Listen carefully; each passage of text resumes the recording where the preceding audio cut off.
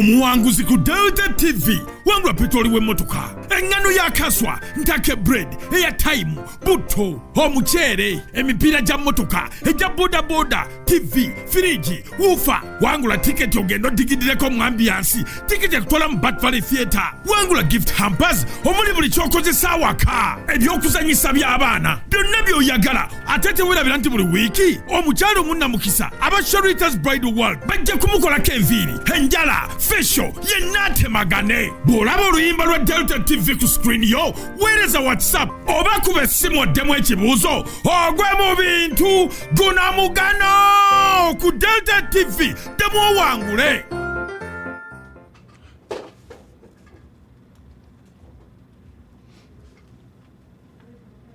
Kituufu nnyo guno mugano ddemu owangule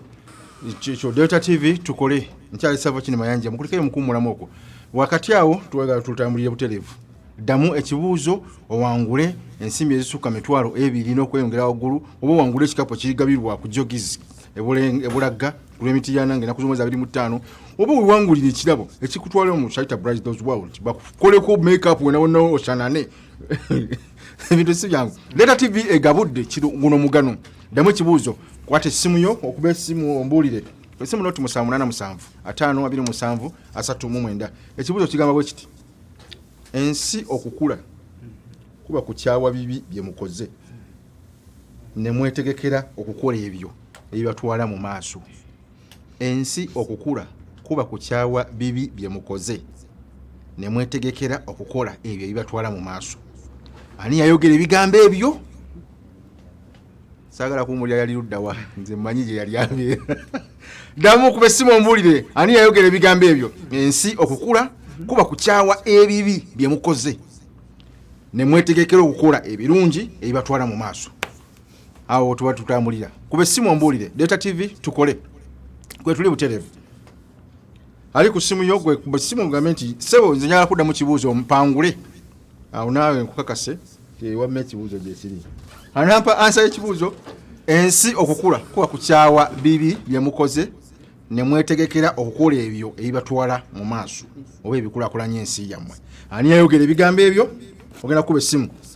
Nga bwe ninda agenda okukuba essimu sirema kugamba bano Azam TV ekomyewo butereevu nnyo ezze nankola mpya Azam Pure ku mutwalo gumu gwokka ofuna byonna okuli n'amawulire aga Al Jazeera, Cartoon, Boeing and Nickelodeons, movies, MBC2, boxing, fight sports, music, trace music byonna biri ku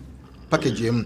Ate tosubwa ngina kuzo mwezi 7 ekikonde kya Heavyweight World Boxing Championship nga Riz alwana ne Joshua 2 ebyo biri ku Azam TV kwokka. Ku Azam TV Delta TV ogisanga ku channel 364 ku Azam TV. Waliwo bwakibuziza jjona nagante jeri ku 15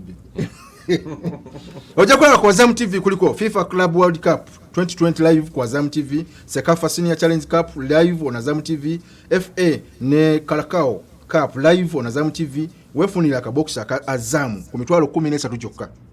Sekukulu eno eyoke kunyumire nawo nyumize bali noti ama mujje wange tulabire kifananyi n'obugene tuwanika anti omupiira kugenda kubera twasuba Azam TV osasula mitwalo 3 kyokka ne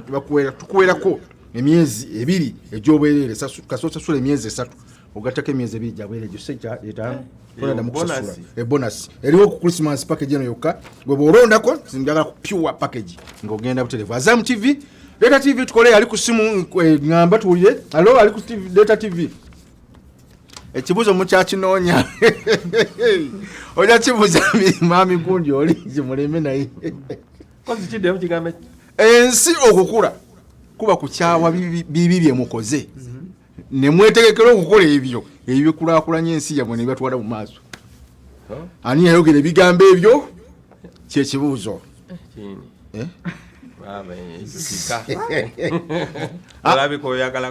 totuuza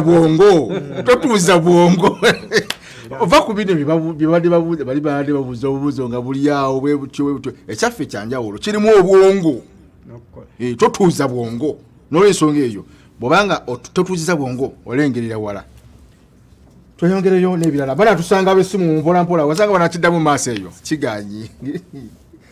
kale twebuuza tuddeko ewa Mwami Katongole. Mwami Shaban Katongole njagala okumubuuza abantu bano abakuŋŋaanya atya okubabeezaawo mu bwati na bye bakola gwe bibagamba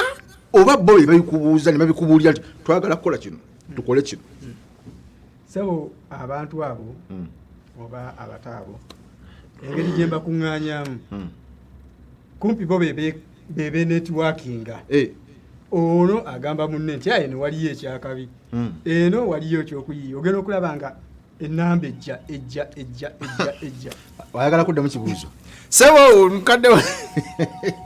oli ku Delta TV Butereevu alo Delta TV tukole mukwano gwange sebo esimu gitereeze kibuuzo ensi okukula kuba kukyawa bibi bye mukoze ne mwetegekera okukola ebyo ebibatwala mu maaso ne mukulakulanya ensi eyo byayogerwani nkugee sagala kumbulya yali luddawa gye yali manyiyo alo Delta TV tukole mukadde wange alo Delta TV tukole yesebo nkuwulira seko vile TV yose emireke mabega tolaba obuzibu bw'okuba essimu TV giviire Delta TV yo gireke wali gweddako eno osobola okuwulira bulungi mu ssimu ombuulire ansa yange tuve wano nze nkimanyi ne gye yali abeera manyiyo n'olwensonga eyo tukugambye nti oddamu ekibuuzo ensi okukula kuba kukyawa bibi bye mukoze ne mutegekera okukola ebyo ebikulaakulanya n'okutwala ensi mu maaso Delta TV tukole halo mukadde waffe oweeyo alo sebo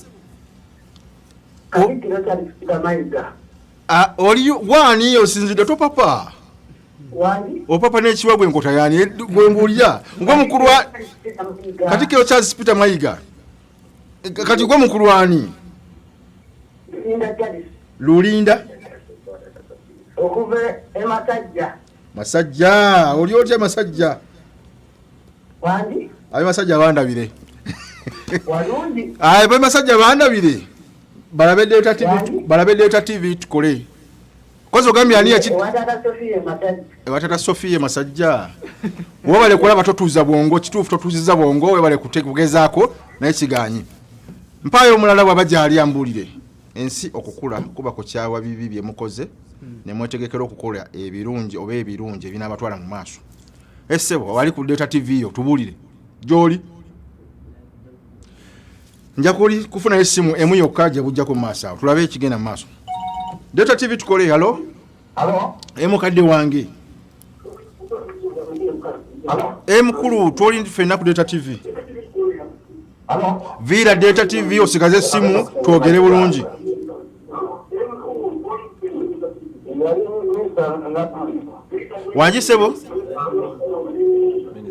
wangi sebo Haji Nadduli kati gwe mukulwani kati gwe mukulwani gwamanya go gwani ero siziddewa Katende okubina kibanga banda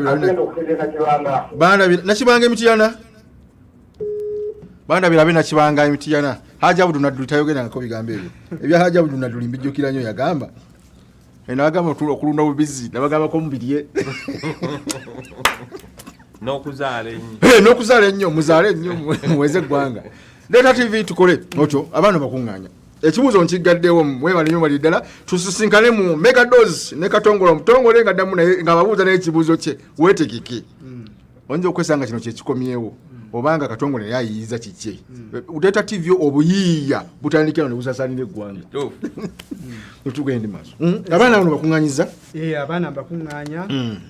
bajja benetworkinga kati nze kyenkola ekikulu kasita ntegeera nti nno okulaba nga nondoola wajava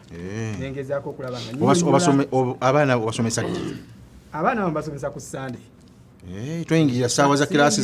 saawa za kiraasi ziyingira ku Sunday era saawa kuva ku saawa 10 mpaka saa 10 naawe ogaba lipoota sigaba lipoota temukola bibuuzo tetukola bibuuzo be bayiiya bye bakola oba gwe bibayiiza abaana abo buli omu Katonda nze nina okukkiriza nti buli omu Katonda yamuwa talenti ye muye munda era oyinza okwesanga omuntu akwata kamera ate nga tasobola kukola kirala. Kakati abaana abo we bajja wali nteekawo ebintu ebyenjawulo. Omwana ogenda okulaba nga ye positioning ekifo kyokka kyakola ki ye nga yeteeka mu kifo waja ekimwanguye. Kawereza yani Frederick mugana wange ali Germany. Ye Frederick akatundu kano kamuweereza kuba yangamba boy waabwe batunulya nnyo omwana okulaba kiki kyalo kyayagala kye bamuteekerekera n'abamubuuza kikyoyagala okukola ti kino ne bamuteekamu ekyo okyo ogenda okulanga omwana ono ayagala kyakuzimba ng'omuteeka mu positioning mu byakuzimba. Ogenda okulanga alimu olwa engineering ng'omuteekerawo bya engineer bwe batyo ffe tumuteerawo kintu ogenda okulaba nga buno bwetadde wano ne bano beetadde wano ne balinga bali walina bwetyo tutukola mukama wange. Kati nja kumaliriza katono nnyo naawe oluvannyuma nga twetolodde menta mukwateko Omukulu Shaban twagala okukwebaza ate ne twebaza ne Katonda akuwadde ekitone ekyo ky'okutandika okuzimba emiji gy'emito nga bwe tusiba tukyogera bulijjo era nga ne Bwete Steven wejabwe yagamba nti ensi ezikulaakulana zizimba emiji gy'emito ne zigiteekamu culture oba enkola ey'okulaba nti bayiga okuyiiya nga batandikira ku bye bayina. Era ekyo kyekijja okuyamba ensi yaffe ogenda mu maaso. Kati waliwo generation empya egenda okukyusa ensi eno. Ebifaananyi ebyo binsanyusizza nnyo. Obukosi bye bakola si bye nnyo naye ngera olaba omwana ayiiya okusinziira ku kyakola kwa kusinziira ku kyalaba. Naye kati waliyo ensi nga Israeli osanga omwana nga bayiiya bye batalabangako naye osobola otya okukuza omwana n'atandika okuba omuyiiya oba n'alaba ekintu nga kipya. Recently nabadde nnyina gye nsabira ku Sunday ne wabeerayo munnaddiini omu eyagambye nti omwana yenna akula nga bamu babysittinga mu Luganda bamuwaana babimijja mu bibi boogera ice cream bamuprotectinga tebamukkiriza kulaba nti nno anoonya solution. Omanyi waliyo abazadde omwana n'omutwala ku ssomero n'omuwa emitwalo 5 toyagala asiibe ku njala. Omwana yenna ojja kulaba oyo omwana abeera sofomo nti talina kyayiiya. Naye abaana abasinga abayise mu buzibu abayise mu bintu ebibakyalenjinga omwana n'omubuuza ekintu n'agamba nti kino sikitegera n'akirowoozaako ogwo gwe mujiji omuto gwe tujja okuzimba. Era tekyewuunyisa nnyo nti abantu abakoze innovation ez'amaanyi bayita mu bugubi somewhere nga bakyali bato. Kati mukulu Sabani kyakola kirungi nnyo era nkiwagira era lumu nja kujja nkukyalireko abaana bafe abo mbazzeemu amaanyi. Nja ka exercise aka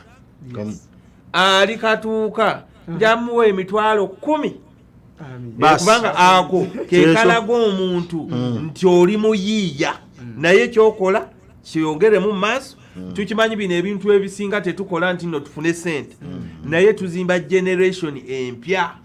Generation empya eya Uganda by the way abantu abasinga bali mu bintu bya landi nti nno ettaka naye ettaka ligenda kusukkako ekintu ekinaatwala ensi yaffe maaso be baana abalina kye bagattako ku nsi yaabwe nga buli kaseera tunoonya ebizibu ne tubimala era kwe tuyita okuyiiya. Kale njagala kumanya mukulu Shabani gwe olinawo okusomooza kw'osanze mu kintu ekyo. Oyinza okubiyita gwe ng'obuzibu naye tukuyita okusomooza kino kinja kino bwe kiti ne bwe kiti.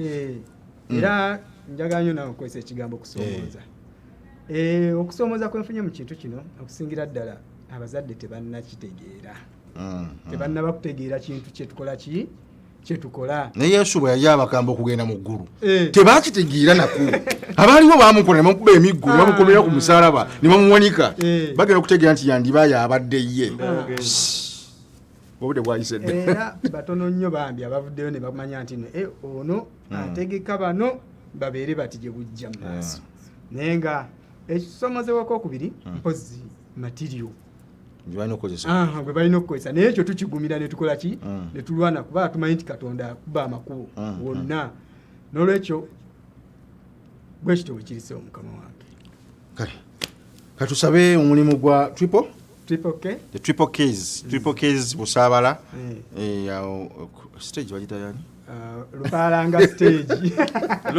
Lupalanga stage erinnya lyanyumira nnyo Lupalanga nja kubulya kyekitegeeza menta waliwo kyabulamu waliwo ekibulamu kyonyiza twongero Shabani twongera okuzimba ekintu kino Shabani kati omanyi kirungi nnyo tosobola kugaba kintu kyotoyina kati bwe tuba tuteekawo foundation tugamba kiki ekiyinza okuyamba okulaba nti abaana bano obazimbamu omutima ogw'okuyiiya wansanyusiza nnyo bwe wagambye nti omwana ajja n'ayogera kyayagala waliwo yamugambye ekizibu nnyo bakole volukano ng'efuga omuliro yawuli ayagala kukola volukano ng'efuga omuliro tewali mutawaana omwana bw'oba oyagala okugenda mu maaso okuzimba okuyiiya kwe kyakola omusapootinga busapootinzi n'omuzaamu ki amaanyi n'omubuuza ebibuuzo ne waliyo ebintu ebikulu ennyo mu kuzimba okuyiiya kw'abaana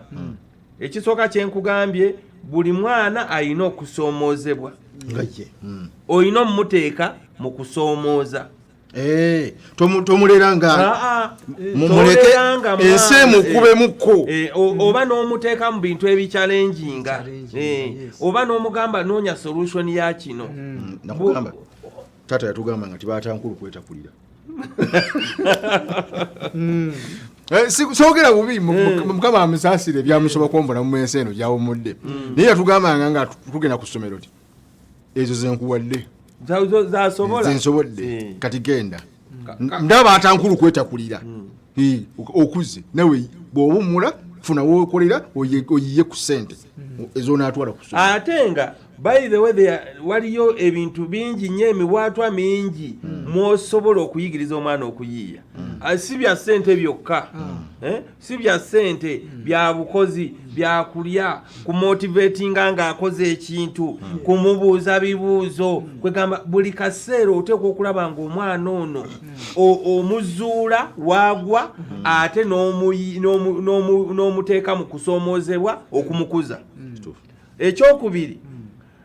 kirungi nnyo abaana okubabuuza ebizibu bye balina ebizibu ebya buli ngeri omugambe kino ekizibu tuyinza kukola tutya kino ekizibu tuyinza kukola tutya oyinza okukwata akatabo n'owandiika kizibu bwekiti ekizibu bwekiti mu bizibu ate ebizibu ebiriro kale omanyi mu bulamu bwabwe yes ne mu area kubanga ffe nga ffe abalowooza ku bigambo ebyokukola bizinesi ebyo byokukulaakulana oyina kusolovinga bizibu byetoolodde ate nga njagala okubabuulira n'abatulaba mwenna nti ebizibu byonna kasita kijja omuntu yenna alina obusobozi obimala naye obuzibu kulaba obimala oti teriyo kizibu Katonda kye yateeka kuno oba ekisoomooza ekitalina solution tekiriyo kubanga nze wentiira abazungu laba omuntu kati obeera otya n'osindika ssente ne ziyita mu bire ne zigwa wano nga tolina mayembe kati ate balesa ekintu ekirala mbu balina akalala ke bayiiya nti kati nga producer waffe Umaru oyinza omuyisa mu ssimu n'agenda mu New York waliwo akanoonyerezaako kubanga ssente weziyitira waliwo alina science akwata ebiri ku ssimu n'obiteeka ku desktop ya computer bwoti ng'osulako bisitule bwoti tokiraba ani yali asuubidde tyosobola okugira olugalo bwoti n'otambuza ssimu kakati kikulu nnyo okutegeera nti wakyaliwo emiwaatwa mingi naye era waliyo challenge gye ntera okugamba abantu baffe nti omuntu bw'akola tekinologi oba tekinologiya abantu abasinga tekinologiya bwe tukozesa ali mu bazungu kati sometimes atubayasinga ne tubeera nga tekinologiya wa TV tekinologiya wa simu ebyo byonna abazungu be bamuyiiyiza naye gezangako nnyo okomawo ku tekinologiya owaffe twakyogerako wano ne tugamba ebinyeebwa birina okukonebwa ne tukola ekinu ebintu birina okuweebwa ne tukola olugali tulina okutuula wansi ne tukola omukeeka okiraba tulina okukola eggaali ne tukola eggaali y'ekijirikiti awo weewali solution dayokko because tekinologiya omutuufu afubutuka mu kalica yaffe omuzibuzibu okay tekinologiya gwotategeera mubi nnyo kubanga ntera nnyo okugamba email internet fwe tukola wane tetumanyi kiri munda kati bintu bya mirundi ebiri nga bwe tudevelopinga tekinologiya bwe tuyiya mu tekinologiya ow'abazungu ate naffe tulina okuyiya muki muwaffe ate n'ow'abazungu tutegeere kiki ekiri munda w'ekintu ekiri munda tuleme kubawo haka alumiika bye tuteesa yes era weekiri kubanga totegeera kiki ekiri munda kakati awo tubeera nga always tuyiya ate ekinsanyusa ennyo ku baana abato obwongo buli so flexible so obabuuza ebibuuzo ebyo n'obagamba challenges ziri wano tukole tuti ne tuzimba omugigi omupya okugenda mu maaso ekirala ekikulu mu kuzimba obuyiya bw'abaana abato exposure abaana batambuleko abaana bagende balabe waliyo omwana bye balina okulowooza ono president wa America Kennedy yawulumu yawa testimony n'agamba nze maama bwe yantambuza n'antwala mu palamenti ya America okubola nenfuna ekirooto okufuuka president kinyina okubeera kati abaana balina okubeera exposed bategeka obwongo bwabwe okuyiyako kwenkanankana ebintu byolabyeko exposed gyolaga exposed mu challenges exposed ku bantu abakulu olusi exposed through videos n'omulaga video no kwegamba omuntu ali exposed ayiya nnyo kati abaana tetubaleka wantu wamu tugezeeko okulaba nti nno tubayiyiza okulaba nti bagenda mu maaso okyayagalayo ekirala twayanze nnyo tweyanzeke Delta TV tukole ebyange biba bitono nnyo naye nga weewo mukwano gwaffe Shabani watambuliza the triple K distributors batetenkanya n'abaana balabe sijja kwongera ku byoyogedde njagala yeebaze aba Delta TV tuve wano neebaza nnyo aba Delta TV ne mukadde wange abatukyazizzaako wano pozi nsaba ntwala omukisa guno era okwebaza ttiimu yange enyambako eri ttiimu enyambako eri Ibula gyali Ibula gyali alhamdulillah Ibula gyali mukyala wange mama mukyalo oyo webale nnyo munaye walina okubaawo a strong lady behind mulwanyi kwa waliwo wentuuka nempulira nga ninga akozemu nampanirira n'agamba webale nnyo okuggyako n'omukyala eyatuwa akafaawo eriya komitanti mmire nkimanya ndaba tweyanza nnyo tweyanze genda ttiimu yange endala bonna neyatuguza emiti twateeka obutebe neyagikomerera okulaasigwa bukomerera neneyabikomerera nze neneebaza abaana abo abaana abato abatwipoke mwena bali ku Delta TV mugende mu maaso n'ekintu ekyo obukakamu obwo okuwuliriza n'okukola ekintu nga mukyagala mu mutima gyammwe kyekijja bafuula abanjawulo twenze nnyo tweyanzeeki menta siibula njagala okusibula nga nsaba nti nno gavumenti erina okuteekawo enkola nti abaana abo abayiiya ebintu waliwo omwana eyayiyiza ennyonyi namulaba luli yali soroti gavumenti civil aviation n'emugjayo mukulu musajja mukulu abaana abayiyiza ebintu ebinaatwala ensi eno mu maaso either ba private investor oba abantu abalina ssente tubayambeko oba gavumenti ebayambeko tubayambire wano nga ideas bazikuze tulabe nga Uganda efuna ebintu ebiyinza ogitwala mu maaso ate n'abantu bonna abaana abato ng'oyagala okubeera omuyiiya gezangako okukola ebintu differently nga obeera ow'enjawulo ku balala awe tujja okulaba nga ensi yaffe tugikulaakulanya tweyanze nnyo tweyanze genzi nange sijja kusukkawo awo nkugamba kimu nti bw'oba olina kyokutteko kikole n'omutima gumu kiwulire wanga tukyambale okiwulire nga gwekyo mwenge kikujjule kinywe ng'omwenge kikujjule mutwe otamiire bakulabe nga otamidde kyo tunagenda okumalizaako nga wamma gwe ofuusa ekyenjawulo nga gwe ofuusa omuntu omulala mu nsi eno Leta TV tukole mutukirize tufundikire wano olunaku lwaleero tuwalekere akazanyo kaabwe Song Liga The Lion Heart twaline Umaru ku kamera as producer ate nga twabaline Kingi Moses as the camera person ku bifaananyi wali mulimu gw'amaanyi nnyo gwe yatukoledde ate ne Jebi abadde mu byuma okulanga buli kimu kitambula Kimu ku graphics department ne Ivo mwebale nnyo bali ddala nze Sava Kini Mayanja Sawa Sajja Kabaka na Wangale